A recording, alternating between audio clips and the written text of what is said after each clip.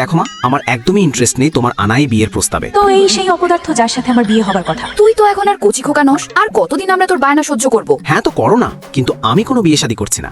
আর যদি বিয়ের এতই শখ থাকে তবে তুমিই করে নিন। বেয়াদব, আমি বিবাহিত, তাই তো তোর মতো অপদার্থ ছেলে জন্মেছে। আরে মা, কি করছেন? থামুন তো। আপনি যাই বলুন, আমি এই বিয়ের চক্করে পড়তে চাই না। এই ছোটটা কত জেদি। আমি চললাম মজা করতে। দাঁড়া একবার, মেয়েটার সাথে তো দেখা কর, দেখলে তুই পাগল হয়ে যাবি। হ্যাঁ তো আগে বলবেন না? আমি তো কখন থেকে অস্থির হয়ে আছি আমার ম্যাডামকে দেখার জন্য। জানো, আমি তোমার সামনেই আছি।